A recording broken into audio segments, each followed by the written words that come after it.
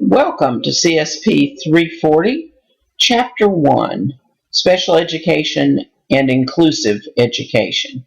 We're going to look at 5 big ideas. We're going to look at litigation, legislation, principles of idea, LRE and inclusion, and the role of the teacher and the team. So we begin by looking at litigation. In special education, a lot of what we do today came out of litigation, court cases. And these court cases set precedent that led Congress to pass legislation that became the laws that guide our practice in special education. So there are 5 major court cases that we're going to look at, and these are in your textbook except for one, and when I get to it, I'll tell you which one that is. The first case was Park, which is Pennsylvania Association for Retarded Citizens versus the Commonwealth of Pennsylvania. And there were 2 major issues that this case was litigated on. The first was what is called due process. So what we had kids who had mental retardation, and they were either not in school at all, or they were in school, but they were just put in classrooms where they were kept warm, dry, and happy, or they were in classrooms for special education and shouldn't have been there. And so what the plaintiffs were saying, the plaintiffs, by the way, are the ones who are suing, what the plaintiffs were saying was that if we have compulsory school laws, then you are required to educate our children, regardless of their disability. And so what they were saying was there should be a set of procedures that determine whether or not a child is receiving services and what those services are. And the second part of it was FAPE, which is free appropriate public education.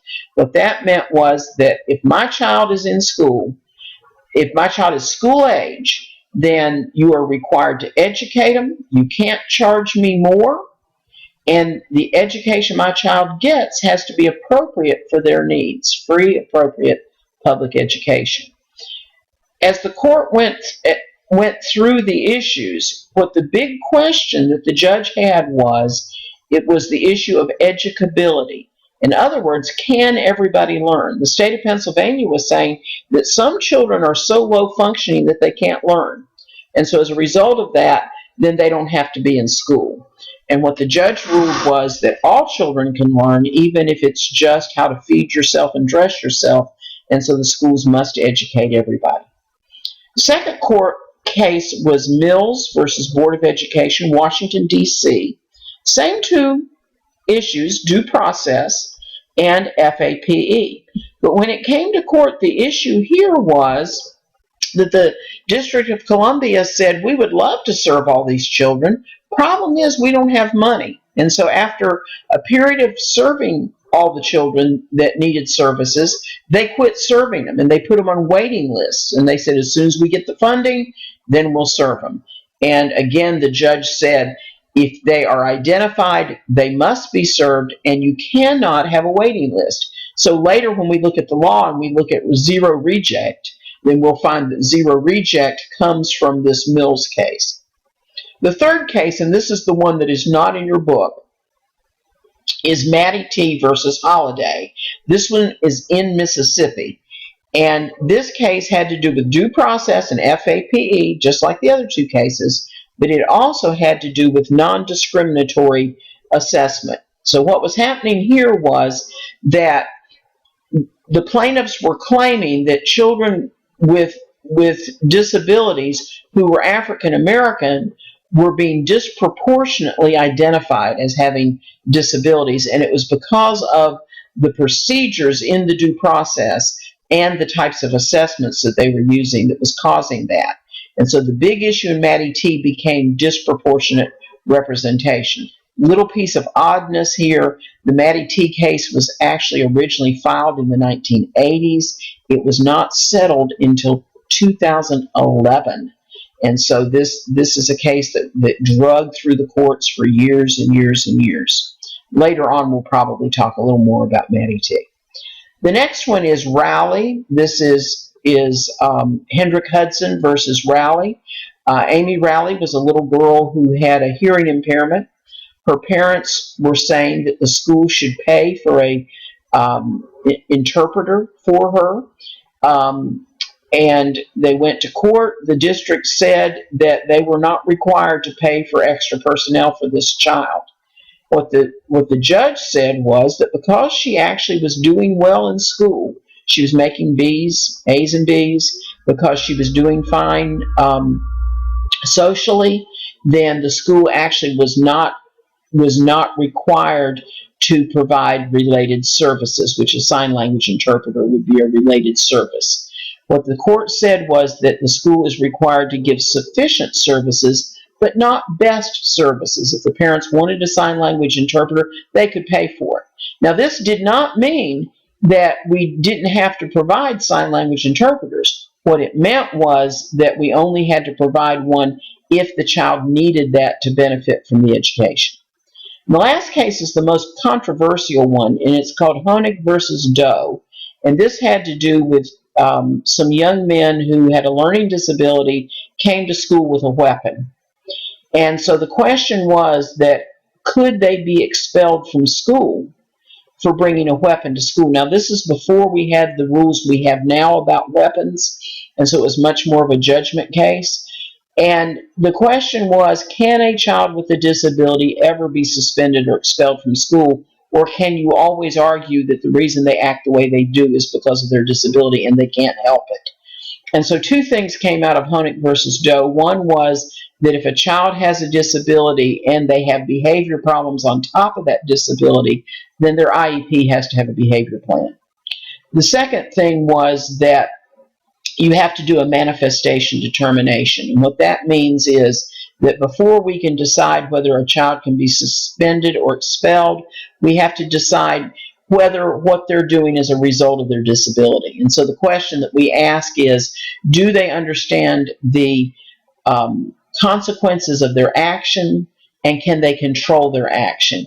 If the answer to either one of those is no, then it is a part of their disability and they have to be served. Now, they can be served in a more restrictive setting, but they have to be served. All righty, so those are our court cases. Now let's look at legislation. There are four laws that we're concerned with when we look at special education. The first one is called IDEA, and this is the Individuals with Disabilities Education Act. It was originally passed in 1975, and then it was called the Education for All Handicapped Children Act. The latest amendments were in 2004. It's been amended about 6 times. It guarantees a right to education. It guarantees access to general education and to non-disabled peers. In our next slide, we're going to talk about 6 principles of IDEA. Another law that affects kids with disabilities is Section 504 of the Vocational Rehab Act, and this was passed in 1973. Again, it's been amended numerous times since then. It is considered to be civil rights legislation. And so what this piece of legislation says is that if you have a disability, you have the right to access to the programs and services of any agency which receives federal funding. And so that includes schools. It also includes all your state government agencies, your federal government agencies, and even includes private businesses if they receive federal funding, like Baxter here in Cleveland. They do syringe packages for the military. If this particular location of Baxter is one of those that has a federal contract, then they would also be under Section 504. What Section 504 guarantees is physical and programmatic accessibility. So by physical accessibility, what we're talking about is, can the person physically get in and out of the setting where they need to be? And then programmatic is, can they access the programs that everybody else is able to access? Now, the programmatic accessibility is actually what you're guaranteed. The physical accessibility is just how you get to it.